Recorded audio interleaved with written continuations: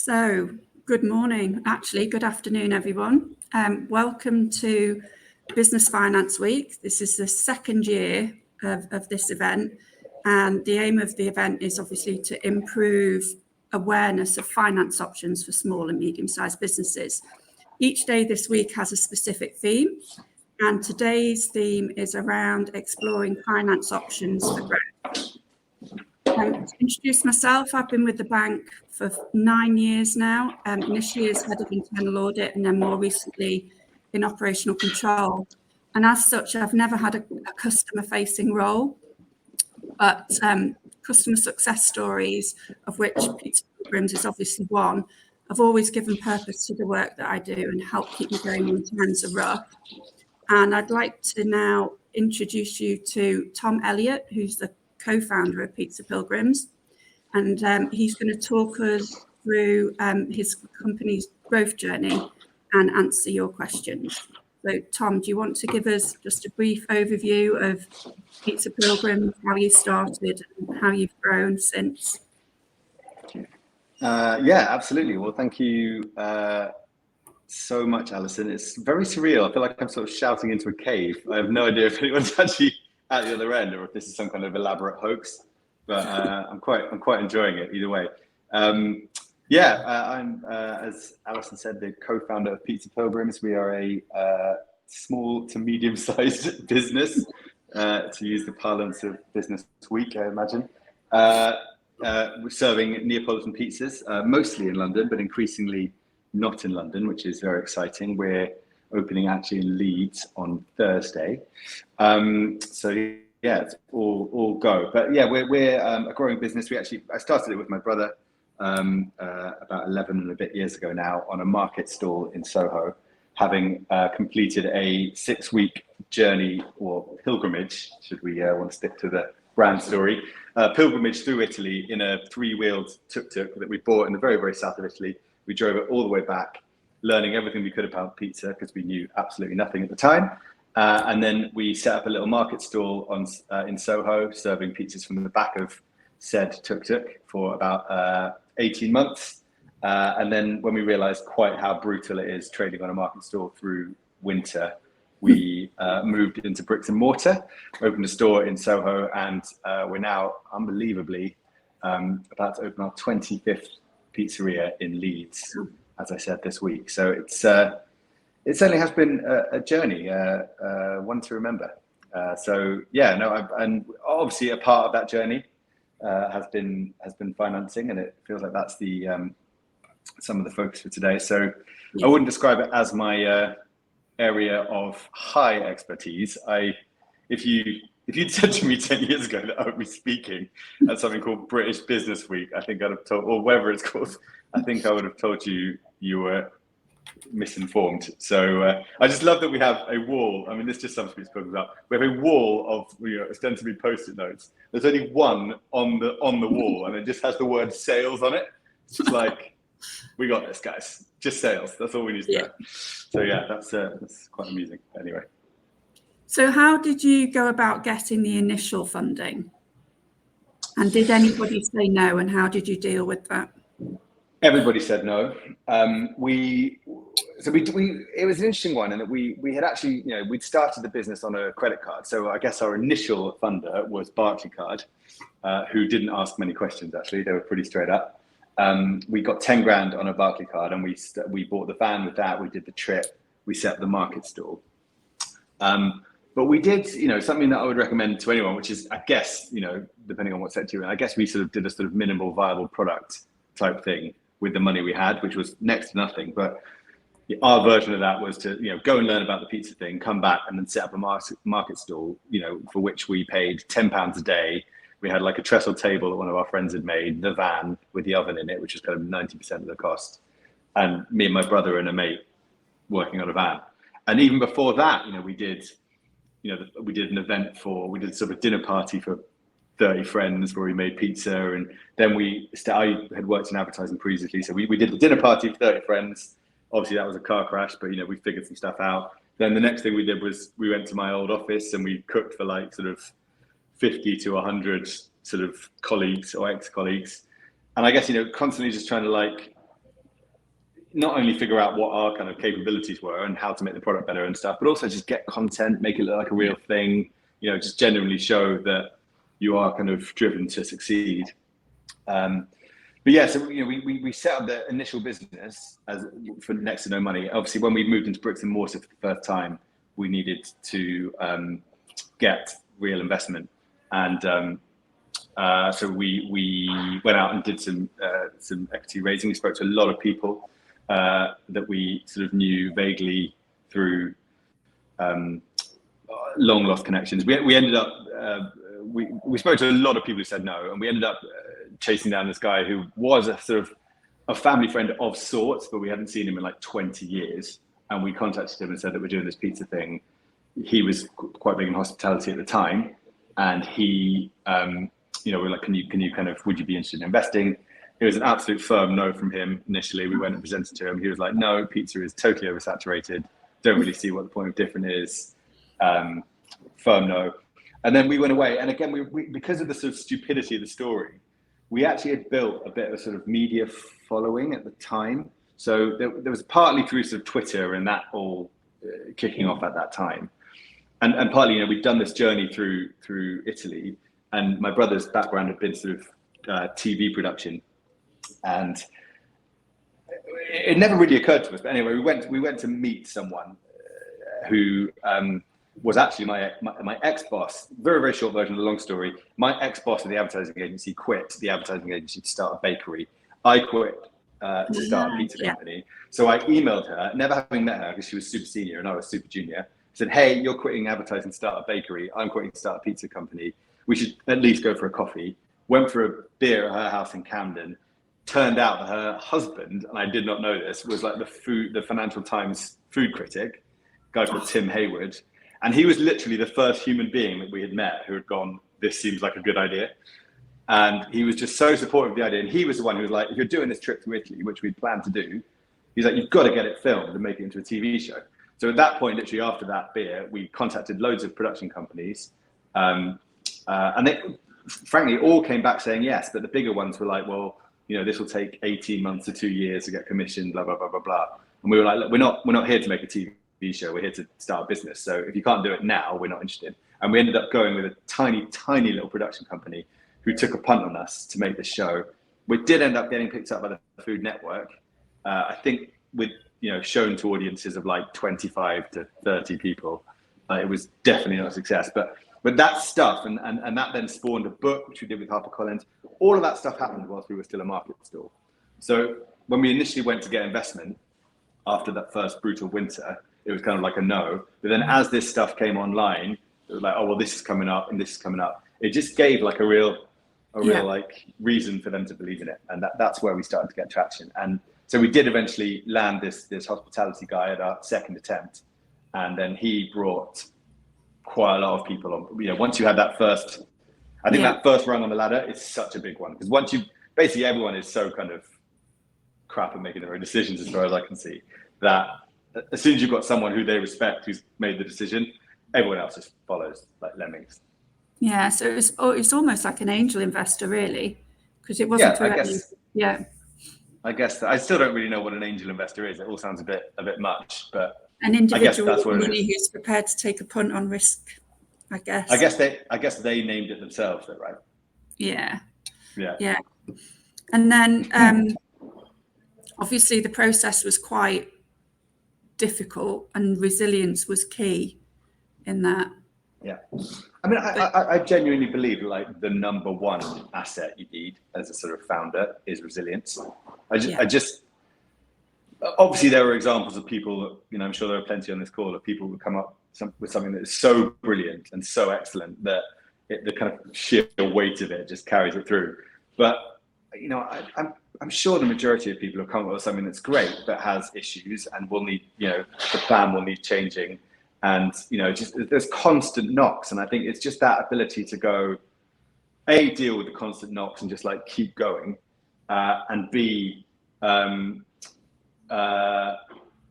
just be willing, I think, to change the plan. I think that is such a fundamental part of success. Like you have a plan that you write down, you're like, this is my vision. and then you present it to the world and it goes, well, quite like that, but you know, these bits aren't quite what we want. And I think, to me, I mean, maybe a sort of more powerful entrepreneur would be like, well, no, that's where you stick to your guns and you convince the world. That's what Steve Jobs would do, I guess, would like tell the world they're wrong. But I think in most cases, it's like, listen to what you're hearing and like be clear about what is absolutely sacrosanct and will not change, and what you're like, yeah, do you know what, that can change. And I think certainly from our point of view, it was about getting it out there and then changing stuff as we kind of got customer feedback. And I think a fantastic example from your perspective of that flexibility is how you dealt with the pandemic. Do you want to talk us through that?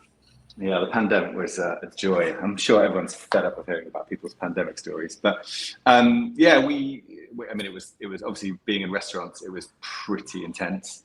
We went from, you know, I think we had about 16 pizzerias at the time to 0, obviously open, all were closed. And it was, you know, we just had no idea whether we were coming or going. So we were closed completely for 3 weeks. And then I think, you know, inevitably, it was interesting for us actually as founders, because obviously as the business grows, there's more process, there's more like, you know, you've got to have like a plan for how you do stuff. And I think, you know, that's certainly not where mine and my brother's strengths lie. I think we're more kind of, you know, how do we subvert the process, if anything? And so, you know, the business is getting bigger, more process going in. I guess, you know, we were kind of like, what actually is our role in this? And then suddenly the pandemic comes along, all bets are off. Anything you thought you knew are cancelled. There is no plan. The budget is out the window. You know, everything that you've kind of strived to do that is process driven is gone.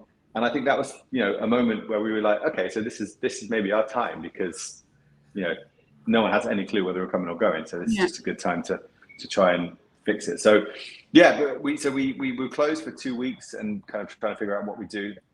And then we reopened one store in Victoria for delivery only, because we started to get team members going like, I'm kind of bored, I want to get back to work. So we decided to open one store and see how that went.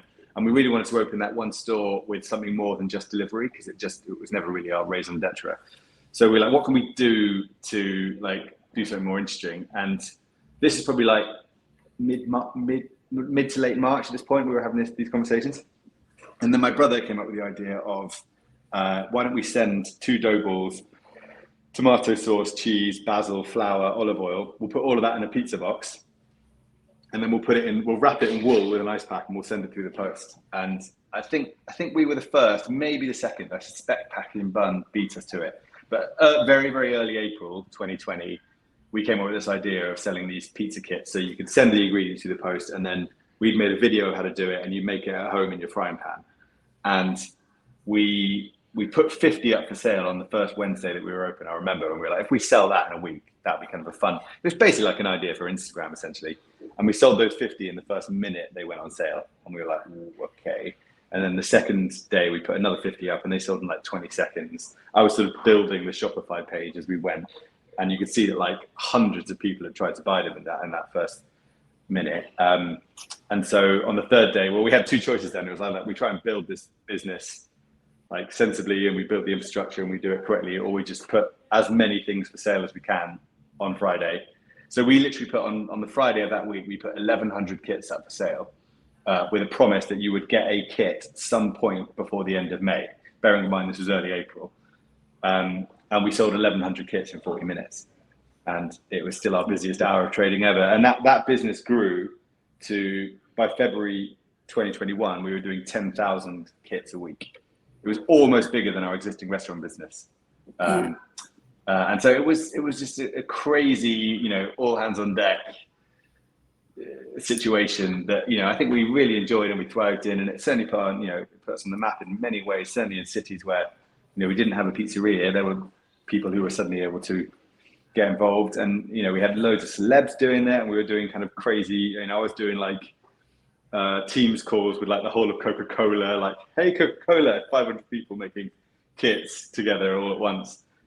We did a really nice thing with the Samaritans where we sent the kit to like someone who was shielding and their like close family friend, and then they could like cook together over Zoom. There was some really nice stuff that we did with it. And it kind of got us through a very weird, tough period. I do think I'm getting the sense that your background in advertising and social media, etc., has actually paid dividends for you?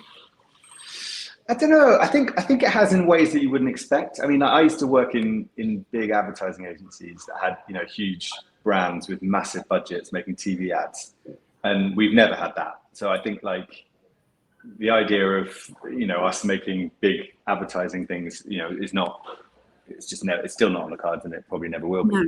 But I think the ability to kind of deal with those big projects and deal with lots of dissenting points of view, and, you know, see a big project through from start to finish, that kind of stuff, I think did help. But I think both, you know, there's no doubt that, you know, particularly my brother, who still runs all of our Instagram and is still hugely involved in like all the creativity of the business, you know, that creativity has definitely driven us. Yeah. That leads on quite nicely to one of the questions that's come through from people on the what's it like setting up and running a business with your sibling? Ha! Everyone asked this, and everyone's like, just so many people are like, I couldn't do it. Yeah. I mean, we're very lucky, I guess, in that we don't really share any skills between us. We kind of make one full human. So he's kind of design creative, and I'm more like, well, spreadsheets basically. And so between us, we're a good team. So I think we rarely step on each other's toes. I mean, we've not had disappointingly, I know you kind of want the news of the world version of this, where we're kind of at each other's throats and it's all a facade, but actually we do get on really, really well, and we've never had a falling out. I suspect when we do have a falling out, it will be nuclear. Yeah. But I think, you know, I can see how difficult it would be. We've been lucky, and I said for those reasons. I think the one thing that, you know, is quite special about it is I often say to people who are founding a business, like, I really believe that founding it with someone else is so much more a path to success than trying to do it on your own. Again, plenty of headstrong examples of why I'm wrong. But for me, like, it's bloody hard. And like the lows are less low when you've got someone to share them with, and the highs are higher when you've got someone to share them with. So having a co-founder, at least one co-founder who is on equal footing with you, I would be very, very nervous of like a co-founder who's like, I've got 30, I've got 70. I think that just starts you off on the wrong trajectory personally. But again, I'm sure there are plenty of examples where that's not the case. But 50-50 founder, and that person being someone you like inherently trust, that is a very special thing to have. And that, you know, that could be a lifelong friend or sibling or a family member or a spouse or whatever. But you know, I think that you do that relationship, certainly in the early days, needs to be completely rock solid. And I think if it's someone you've met a week before, I'm not saying it can't work, but I can see how that would be very, very challenging when you get to like, because there will be disagreements. Of course, there will be disagreements, and how you get through those. We just get through them because I'm the older brother, so I just win all the time. So just following on, what are the best and worst parts of running a business? I mean, it's obviously not all laughs and giggles. No, it's not. I mean, it's literally the best and worst is all about the people. Like it's the best moments are when you see someone who's come and joined you at a very young age, you know, we obviously in hospitality, we have a whole range of people joining the company, and nothing makes me more, you know, we had one of my favorite examples of all time is a guy called Gabriele. He joined us as a KP, did not speak a word of English, joined us in Dean Street as a KP. Over 6 years, worked his way up from KP to be a restaurant manager, one of our best restaurant managers, and then left to go and start his own pizza company in Wembley. And I was just like, that to me, I mean, that is I think such a powerful thing for hospitality to be doing. Like that is where hospitality is at its best. It's like it's a gateway to work for people who are willing to like put in the hours and want to develop. And you really can. You know, I spent 7 years in advertising, and by the end of that was deemed capable of managing one person. Whereas if you're good in hospitality, you can be managing a team of 30 people within 2-3 years. And it's so metrics driven. You know, if you're willing to apply yourself and like willing to put in the hours, it's just the most opportunistic career there is. And it always surprises me that is not, it's basically still hugely frowned upon, mostly by the generation ahead of us who are just like, you know, I wouldn't want my kids working in hospitality, but I just see such amazing stories of people, and they're also earning like really good money. Like if you're a manager of a pizzeria, which you can easily achieve, you can be on big money.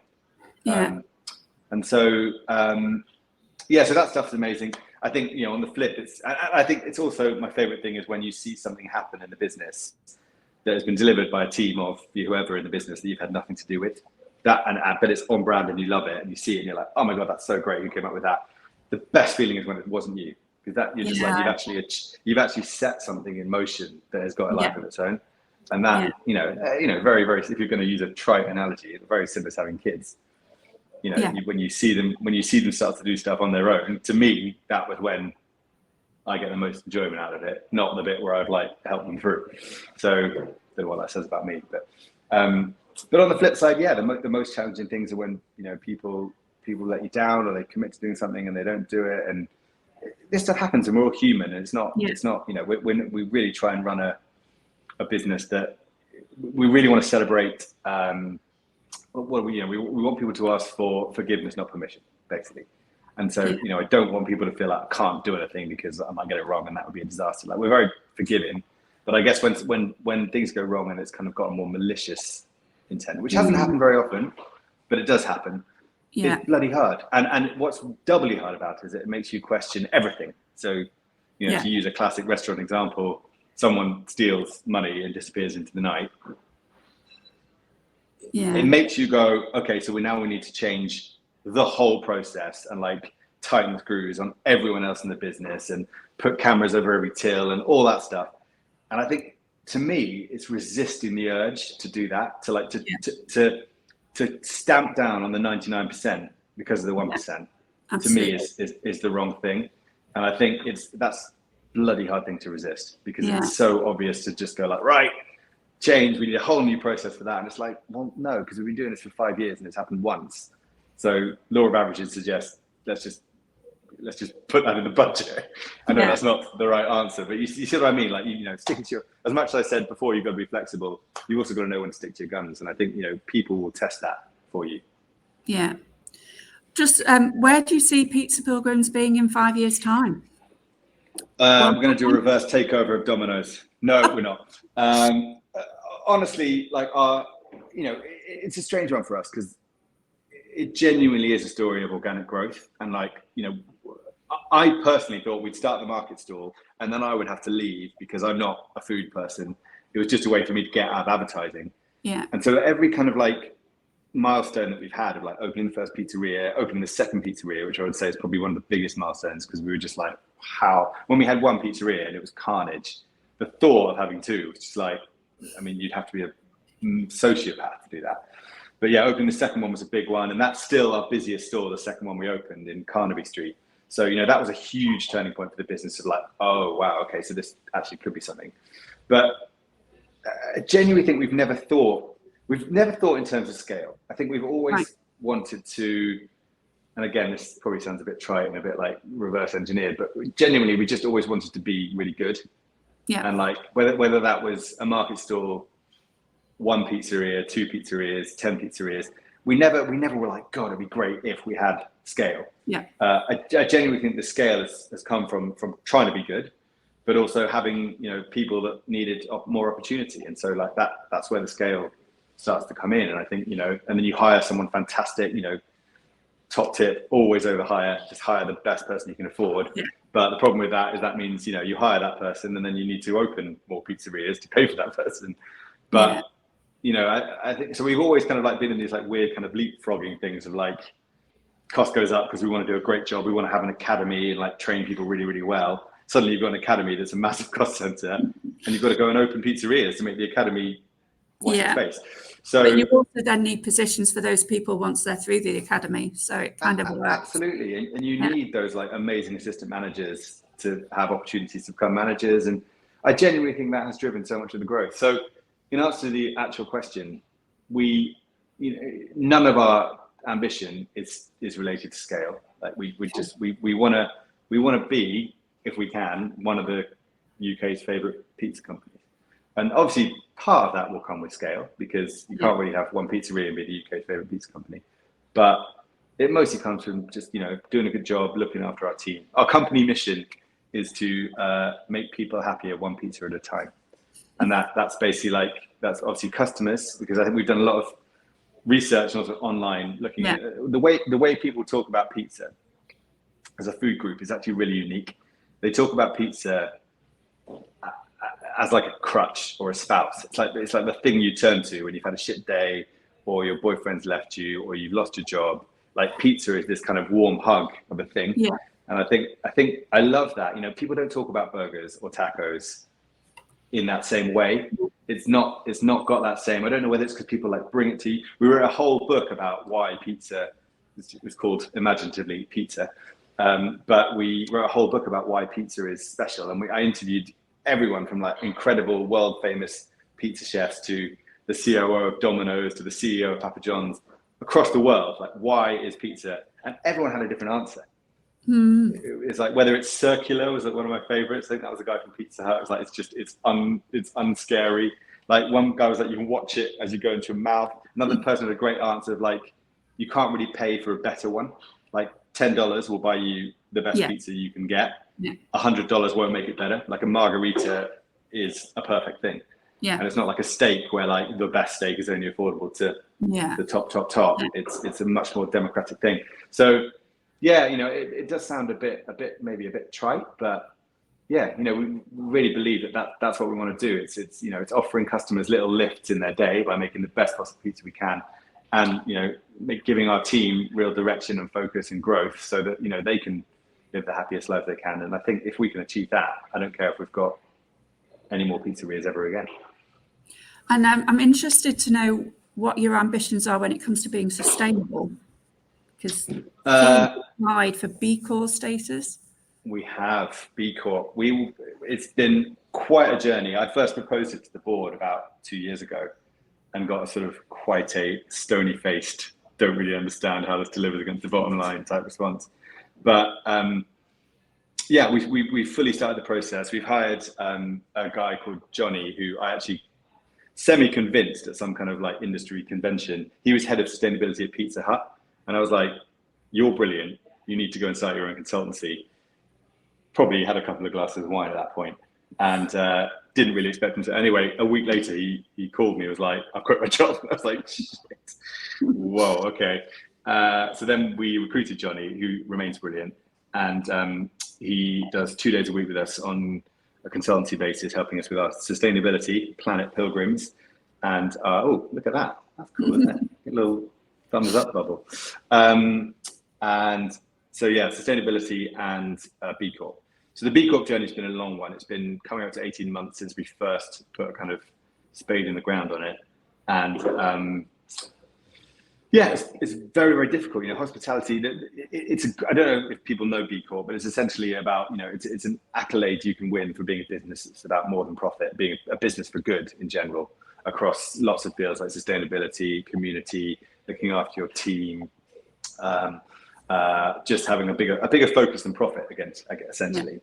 You know, and increasingly like some big companies are getting it, which is, you know, interesting. But I think what it is for us is, first of all, it's very, very difficult for hospitality because, as I mentioned before, like, you know, hospitality runs a whole gamut of pay levels, and we, you know, no one in Pizza Pilgrims is on minimum wage, but we certainly have people who are not on kind of like, you know, huge salaries, and so there are a lot of hoops to jump through and we have physical locations, which again is a real holdback for our sustainability stuff, and there's plenty of things that make hospitality very difficult to get over the line. But we've worked bloody hard on it. We've now got the points. Our application went in about 3 months ago. We've had our assessor appointed, and that journey is actually going to start in the next couple of weeks, I think. And if we get it, which I really hope we are going to, we'll only be the 4th hospitality company in the UK to get it. So it's a very revered group. And I think from my point of view, you know, getting it is not the be all and end all. It's more the principles by which we have to do the company in order to retain it. And I think that's where it's exciting. And yeah, it does really touch every single part of the company, from like governance at board level to waste management at the bottom level. Like it's every single part of the business. How do we improve what we've got, be better, you know, look forward. So we've done that, and then we're moving on well, not moving on, in parallel, working on our more fundamental sustainability focused stuff. So, you know, we've done the easy stuff, like we've moved all of our energy to sustainable energy. And we're starting to look at splitting our waste more effectively, and looking at how we can save energy in the ovens by turning them on later and we've designed a special sleeve and door so the oven will retain more heat overnight, so we need less heat to get back up to temperature. Little things like that, the easy wins, we're now firmly in the process of doing. We've also done some bigger things. So we opened a sustainability focused pizzeria in Selfridges as a collaboration with Selfridges. So we looked at every element from the food chain to the fit out to work out how we can make the business more sustainable, and then what we can take from that as learnings to move throughout the business. So that's been a really good project. One of my favorite projects was in investigating our supply chain, I discovered that our basil was certainly in winter was in the majority flown in from Israel. So it was a lot of food miles there, because obviously it can't be grown in Europe or in Italy all year round. So that when I figured that out, I was like, we have to do something about this. Coincidentally, weeks earlier, I'd been to an event called YFood, which is a sort of food innovation community, and met some guys called Harvest who are hoping to start a vertical farm in East London. And long story short, we met with those guys, we worked with them, we became their first customer on the vertical farm journey. They now grow all of our basil for the company, which has been this incredible win-win in terms of like, it's grown in East London, it's shipped to the sites in the majority on electric bikes. It's a strain of basil that we worked with them on to make like the best possible flavor. Yeah. It lasts longer, so there's much less waste. So it works out significantly cheaper. And it's just one of those like glorious things that has been a win across the board. We've ended up with a better, cheaper, more sustainable product. And it's been such a great success for them that they have just opened they're working on a new vertical farm. So their first vertical farm was in Leighton and was the size of kind of a building you can conceivably imagine. They're working on one in Croydon that is basically, I think it's something like 270 times bigger, with a view to, really taking this. They've got insane level of investment from a sustainable focused private equity house, hundreds of millions, and they're building, I think, one of the UK's biggest vertical farms with a view to supplying lettuce and things and herbs into retail.